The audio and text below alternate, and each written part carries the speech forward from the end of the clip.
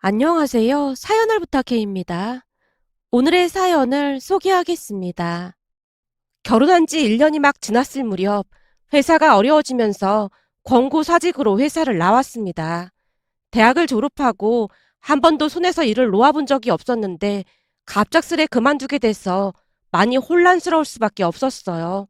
제 스펙이 좋았던 것도 아니었고 거기다 결혼까지 했다 보니 그때 일자리 구하기가 결코 만만치 않았습니다. 그러다 보니 갑자기 외벌이가 된 남편에게 미안한 마음이 들어 매일 아침 일찍 일어나서 아침 식사를 준비했어요. 그날도 역시 남편이 먹기 쉽게 간단한 국과 함께 주먹밥을 준비했는데 식탁에 앉아있던 남편이 미안한 듯 입을 열었습니다.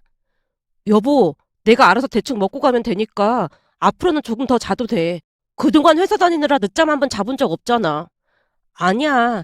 당분간은 내가 전업주부 하기로 했는데 내 본분을 다해야지.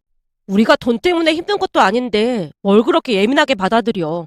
사실 난 그동안 당신이 매일같이 야근하고 주말에도 가끔 일 때문에 회사 가고 그래서 불만이 좀 있었는데 요즘은 당신이 집에 있으니까 오히려 더 좋더라고. 그러니까 그냥 마음 편히 쉬어도 돼.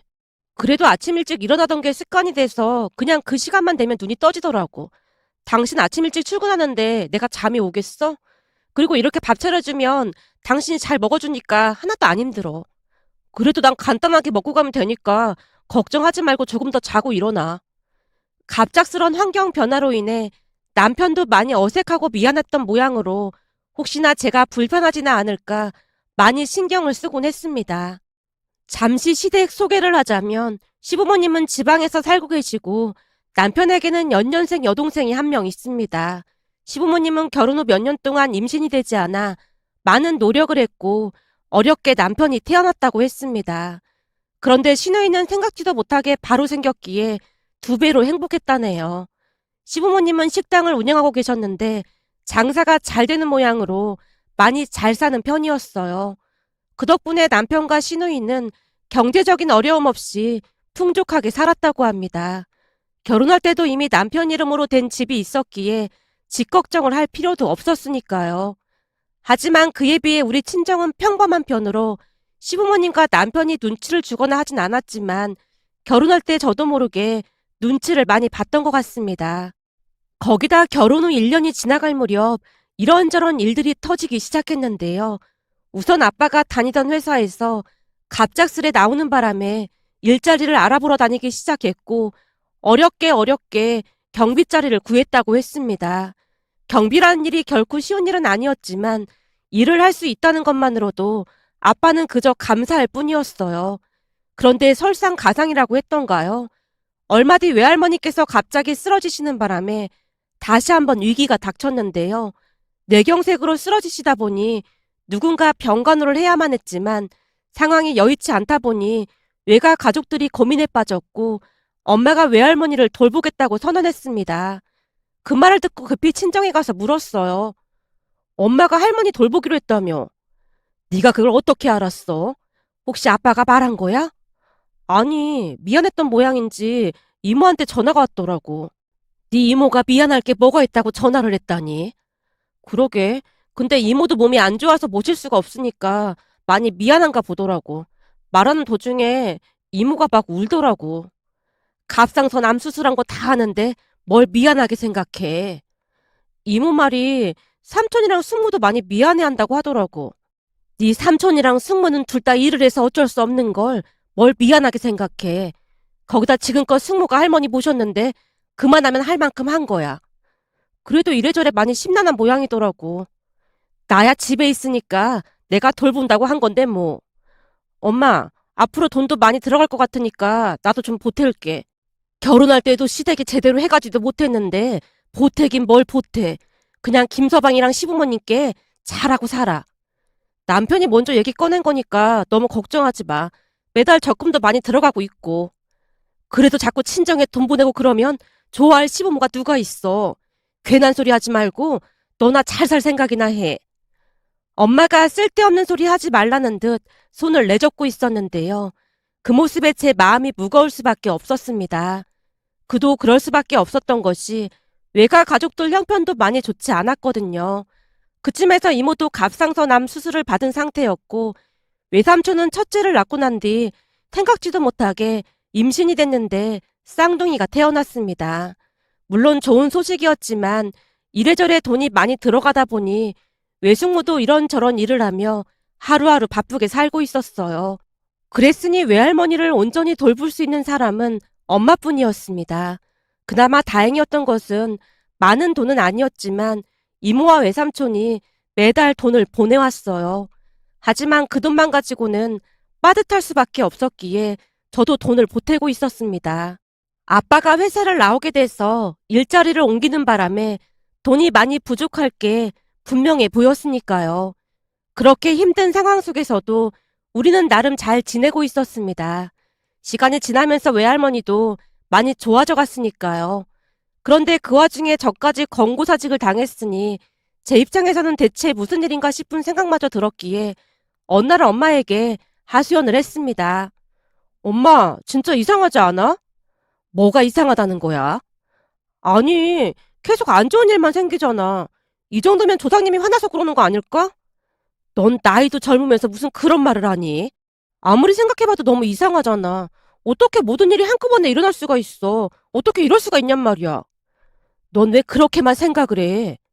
그럼 지금 이 와중에 좋게 생각할 수가 있겠어? 잘 생각해봐. 할머니께서 뇌경색으로 쓰러지셨는데 때마침 외숙모가 그날따라 아파서 집에 있다가 할머니가 쓰러지는 걸 바로 알았잖아. 그래서 빨리 병원으로 옮겨서 천만 다행이었던 거고 그것만으로도 조상님께 감사드릴 일 아니겠어? 아, 엄마 말 들어보니 그렇네.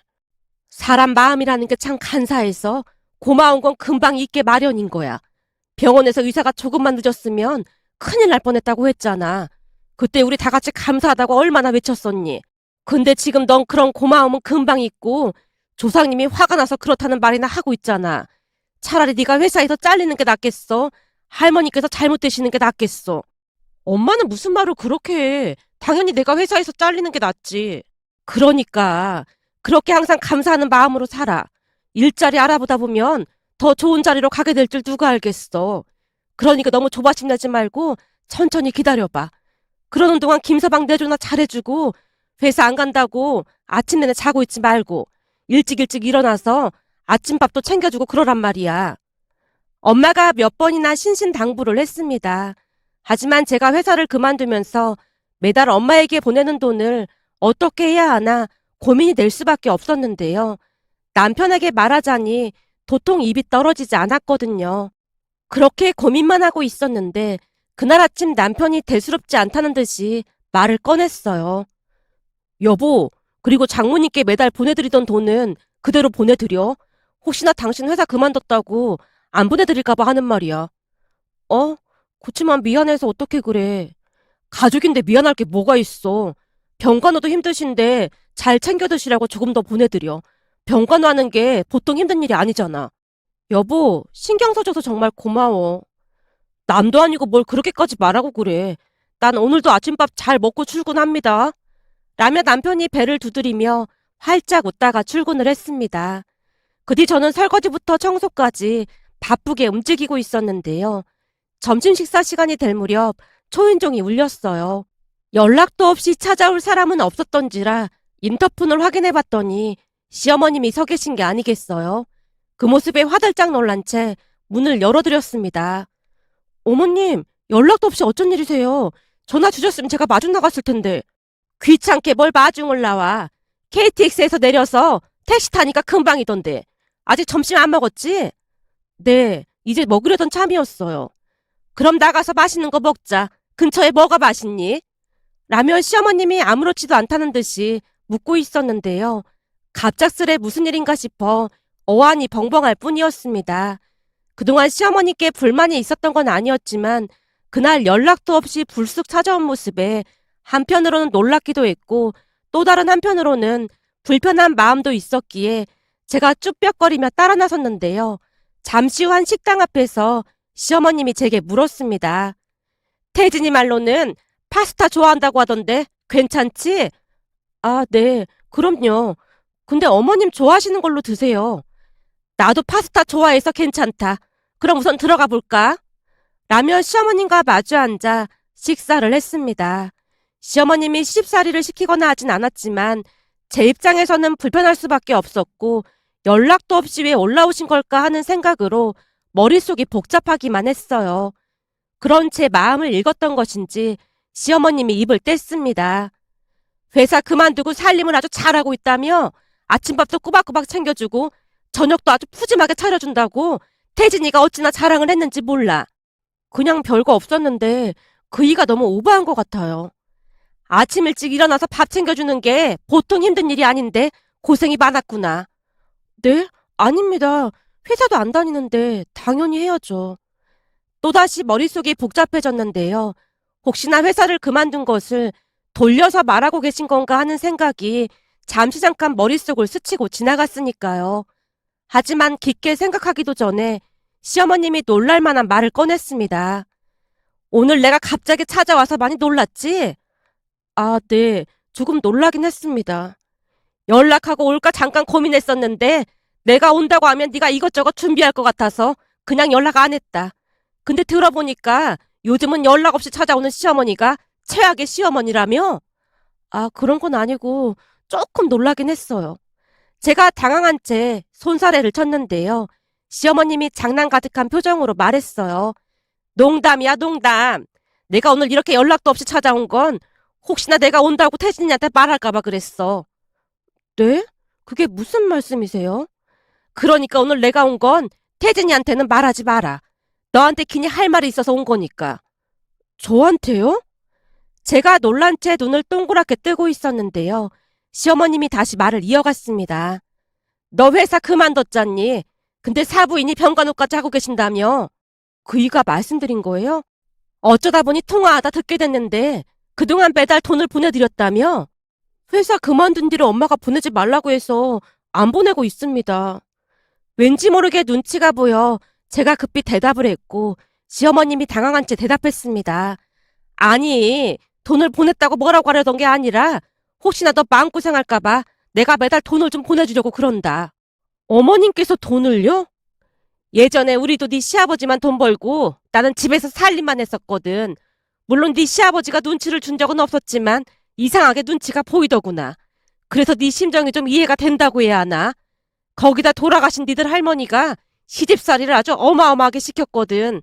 그러다 보니까 혹시나 내가 친정으로 돈이라도 빼돌릴까 싶어서 가계부를 가지고 와봐라. 통장 내역을 보여달라. 그러시면서 눈에 불을 켜고 따져 물으셨다. 그때만 생각하면 아직도 치가 떨린다니까. 그래서 지금까지도 가계부를 쓰시는 거예요? 내가 가계부를 쓰는 건 어떻게 알았니? 그이가 말해줬어요. 가계부의 달인이시라고요. 그렇긴 하지. 나한테 가계부 적는 법을 물어본 사람도 많긴 했지. 그게 다 니들 할머니 덕분이긴 했어. 어찌나 까탈스럽게 하시던지 나도 살 길을 찾다 보니까 가계부의 달인이 돼 있더라니까. 그때 생각이 나는 것인지 시어머님이 알듯 말듯 미소를 짓고 있었습니다. 그리고 다시 입을 열었는데요.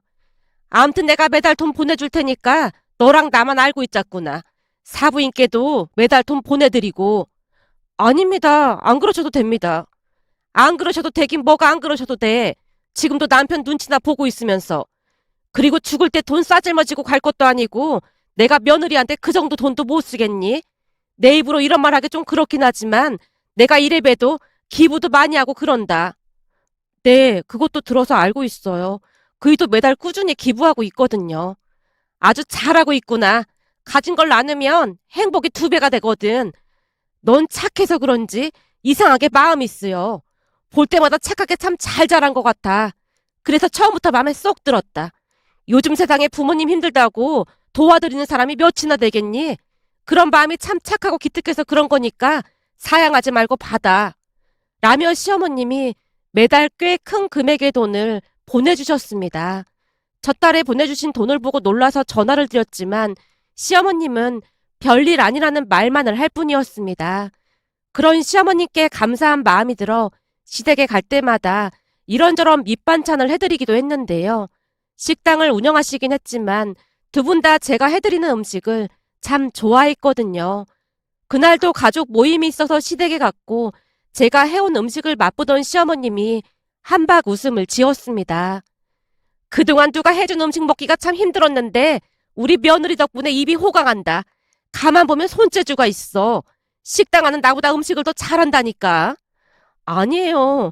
어머님이 좋게만 봐주셔서 그런 거예요. 진짜라니까. 우리 식당 직원들도 먹어보더니 다들 맛있다고 했다니까. 어머님, 설마 식당에도 가지고 가신 거예요? 거긴 전문가분들만 계실 텐데 너무 창피하네요.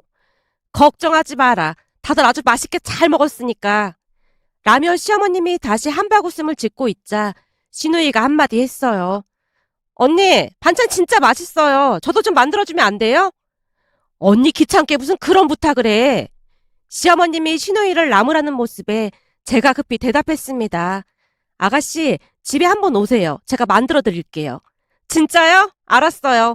반찬 만드는 게 젤로 힘든데 진짜 잘 됐네요. 시누이가 좋아하는 모습에 저도 덩달아 기분이 좋아졌습니다.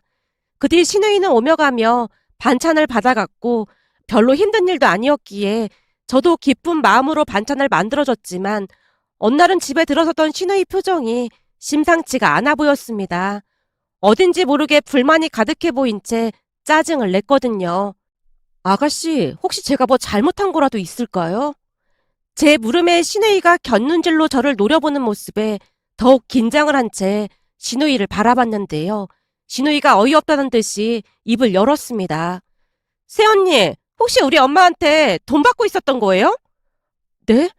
아, 그게라고 하는 거 보니까 받고 있었단 말인 거네요. 시누이가 따지듯 묻고 있었기에 제가 힘없이 고개를 끄덕였는데 왠지 모르게 죄인이 된 것 같은 느낌이었거든요. 제가 고개만 숙이고 있자 시누이가 다시 입을 열었습니다. 혹시 오빠도 알고 있었던 거예요? 어머님이 그이한테 말하지 말라고 했는데 말을 안 할 수가 없어서 말했어요. 근데 왜 저만 속인 거예요? 네? 아가씨를 속이다니요. 그럼 이게 속인 게 아니고 뭐겠어요? 이 사실을 저만 몰랐잖아요. 언니는 양심이 없어도 너무 없네요. 그래서 그동안 아주 기쁜 표정으로 나한테 반찬을 해준 건가요? 네? 그런 게 아니라 아가씨가 좋아해서 기쁜 마음으로 한 것뿐이에요. 엄마가 매달 그렇게 돈을 보내주는데 당연히 기뻤겠죠.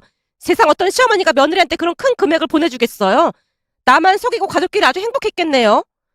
아가씨, 오해하지 마세요. 제가 갑자기 권고사직을 당하다 보니까 어머니께서 걱정돼서 그러신 거예요. 그러니까 그걸 왜 새언니가 받냐고요.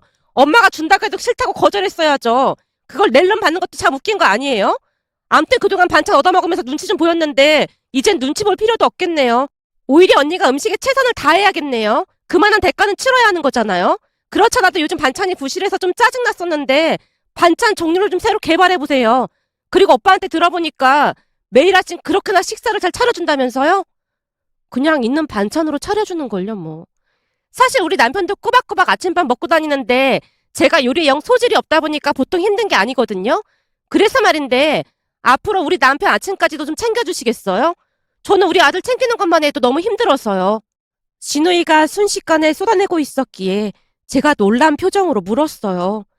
그러니까 고모부 아침밥을 저보고 준비하라는 거예요? 오빠 거 준비하면서 조금 더 하면 되는 건데 힘들 것도 없잖아요. 준비하는 것까지는 할 수 있는데 그걸 아가씨가 받으러 온다는 거예요? 아침에 저도 바쁜데 그걸 어떻게 하겠어요. 당연히 언니가 가지고 우리 집으로 와야죠. 네, 그러니까 아가씨 말은 매일 아침 저보고 음식을 배달하라는 거예요? 그렇죠. 언니도 새벽 배송 들어봤죠? 그냥 그거라고 생각하면 되잖아요. 어차피 아침에 오빠 밥만 챙기면 되는데 차려놓고 언니는 우리 집에 배달해주고 가면 되잖아요. 그리고 우리 남편이 불편해할 수도 있으니까 와서 문 앞에 두고 문자하면 제가 가지고 들어갈 테니까 당장 내일부터 그렇게 해주세요. 그동안 우리 엄마한테 받은 돈이 있는데 그 정도는 할 수 있는 거죠? 그럼 저는 이만 가볼게요. 라며 시누이가 집을 나섰는데요. 너무나 기가 막혀 그만 말문이 막히고 말았습니다. 잠시 고민을 할 수밖에 없었지만 시누이가 시키는 대로 새벽마다 음식을 배달했습니다. 지금 생각해보면 진짜 미친 짓이 아닐 수 없었지만 그때는 자존감이 워낙 낮았던지라 시어머님께 돈을 받았다는 중압감을 떨쳐낼 수가 없었기에 그 정도는 해야 한다는 생각을 했던 것 같습니다. 그렇게 매일 새벽 음식을 만들어서 남편이 식사를 할 수 있게 식탁에 차려놓고 시누이 집에 배달을 갔는데요. 어느 날은 남편이 일찍 일어나서 제게 물었습니다. 여보, 매일 새벽 어딜 가는 거야? 그게 사실은 살이 좀 찐 것 같아서 요즘 조깅을 좀 하고 있어. 뭐? 조깅? 짐을 그렇게나 많이 들고 조깅을 한다고? 더군다나 그런 옷차림으로? 대체 무슨 일인데 그래? 남편의 물음에 제가 우물쭈물한 채 들고 있던 것을 뒤로 감추자 남편이 다가와서 빼앗아 들고 봉투 안에 있는 것을 확인하다가 물었습니다. 이거 반찬이잖아. 대체 무슨 일이야? 사실은 내가 아르바이트를 좀 하고 있었어. 아르바이트? 자꾸 나한테 거짓말 할 거야? 거짓말 아니야. 그럼 시은이한테 돈 받고 아르바이트를 했다는 말인 거네? 당신 지금 시은이한테 배달 가는 거잖아. 어? 당신이 그걸 어떻게 알았어? 남편 입에서 나온 시은이라는 말에 그대로 얼어붙어 버린 채 되물었는데요. 남편이 기가 막히다는 듯이 다시 말을 꺼냈어요. 어젯밤에 당신 휴대폰으로 계속 문자가 오길래 그냥 스치듯 봤는데 시은이가 아주 하인 부리듯이 먹고 싶은 반찬들을 수시로 보내고 있더라고. 내가 얼마나 기가 막혔는지 알기나 해? 여보, 그게 말이야. 라며 어쩔 수 없이 그동안 있었던 일을 털어놨는데요. 그 뒤 전혀 생각지도 못한 일이 일어났습니다. 잔뜩 화가 난 남편이 그 사실을 시어머님께 다 말씀드렸던 것인지 그 주 주말 우리는 다 같이 시댁으로 내려갔습니다. 물론 시누이도 내려왔는데 이미 남편에게 한 소리를 들었던 모양으로 시누이가 눈을 부릅뜨고 저를 노려봤습니다. 그 순간 시어머님이 시누이에게 소리쳤어요. 넌 어디 할 짓이 없어서 새언니한테 반찬을 나르라고 해? 뭐 새벽 배송? 네가 미쳐도 보통 미친 게 아니구나. 너 그리고 내가 새언니한테 매달 돈 보내는 건 어떻게 알았어? 그게 엄마 가계부를 몰래 봤더니 보내고 있더라고. 네가 왜 엄마 가계부를 봐? 그게 엄마가 새언니한테 몰래 돈을 주나 싶어서 그랬어. 아니 내가 네 새언니한테 돈을 주던 말던 네가 뭔 상관이라고 그걸 확인하고 있어. 나보다 많이 주나 확인한 것뿐이야. 너 말 한 번 잘했다. 니들도 외벌이라 내가 똑같이 돈 보내줬잖아. 네 새언니는 매번 돈 보내줄 때마다 그렇게나 미안해하던데 넌 매달 더 보내달라고 한 적이 어디 한두 번이야? 근데 대체 뭐가 서운하다고 엄마 가계부까지 뒤져보고 난리야. 엄마, 난 엄마 배 아파 나온 딸인데 딸인 나를 더 챙겨야 하는 게 맞는 거잖아. 새언니한테 줄 돈 있었으면 나한테 더 보태줬어야지. 신우이가 잔뜩 일그러진 채 대꾸를 했는데요. 순간 시어머님 입에서 충격적인 말이 튀어나왔습니다. 내가 널 낳긴 언제 낳았다고 그래? 여보! 라며 시아버님이 급히 시어머님을 말렸지만 이미 집안 공기가 싸늘해져 있었습니다. 엄마, 그게 무슨 말이야? 날 언제 낳았냐니? 아니, 그러니까 내 말은 시어머님이 당황한 채 안절부절 못하고 있었기에 시아버님이 긴 한숨을 내쉬다가 기가 막힌 사실을 말했습니다. 시아버님 말에 의하면 시누이는 시부모님의 친자식이 아니라고 했어요. 그러니까 시아버님의 여동생인 고모님의 딸이었다는데요. 고모님이 미혼모로 혼자 아가씨를 키우다가 어느 날 큰 교통사고로 돌아가셨고 시부모님이 키울 수밖에 없었다네요. 시누이가 큰 충격을 받은 모습에 시어머님이 조용히 말을 했어요. 니들 할머니가 시은이 너만 유독 끼고 살아서 네가 버릇없이 잘한 것도 없잖아 있었어. 내가 한 소리 하려고 하면 니들 할머니가 아주 노발대발 하셨거든. 그러다 보니 네가 아나무인으로 자랄 수밖에 없었던 것 같아. 잘하면서도 그렇게나 이기적이었잖아. 네 오빠 건 무조건 다 빼앗아야 속이 시원했잖아. 시은이 네가 언제 한번 가족을 챙긴 적이 있기랬니? 근데 네 새언니는 항상 가족들을 챙기는 모습에 얼마나 예뻐 보였는지 몰라. 그치만 우린 널 키우면서도 단 한 번도 우리 자식이 아니라고 생각해 본 적은 없었다. 그건 너도 잘 알고 있지? 그동안 네가 입양됐다는 사실조차도 모르고 있었잖니. 시어머님의 말에 큰 충격을 받은 시누이가 눈에 눈물을 가득 머금고 조용히 고개를 끄덕였습니다. 그 뒤 시누이는 큰 충격을 받은 채 정말 조용해졌는데요. 어느 날은 시댁에 내려갔더니 시어머님이 긴 한숨을 내쉬며 말했습니다. 우리가 눈 감는 그 순간까지 말 안 하려고 했는데 니들 결혼하고 나서부터 부쩍 더 심해져서 나도 모르게 그 말이 튀어나왔지 뭐니. 아무리 말려도 새언니를 집 밑으로 보고 함부로 해서 내가 벼르고 있긴 했어. 근데 시은이도 그렇고 나도 그렇고 진짜 몰랐어. 엄마 아버지가 시은이를 진짜 예뻐했잖아. 니들도 자식 낳아서 키워봐. 키우다 보면 낳은 정보다 키운 정이 더 큰 법이야. 근데 그날은 새언니를 새벽 배송까지 시키면서 부려먹었다는 말을 듣고 나도 정신줄을 놓고 말았잖니. 근데 그렇게 안 했으면 평생을 안 변했을 것 같다는 생각도 들고 마음이 싱숭생숭하네. 라며 시어머님이 다시 한숨을 내쉬었습니다. 그렇게 얼마 뒤 시누이가 가족들을 초대해서 한자리에 모였는데요. 시누이가 한상 차려놓고 기다리고 있었습니다. 다 같이 식사를 하고 난 뒤 시누이가 시부모님 앞에 무릎을 꿇고 진심을 다해 말했습니다. 그동안 키워주셔서 감사합니다. 정말 많이 사랑해주셔서 전혀 모르고 있었어요. 새언니, 그동안 정말 죄송했어요. 라는 시누이의 말에 가족들 모두 눈시울이 붉어졌습니다. 그 뒤 시누이는 변하고자 많은 노력을 했습니다.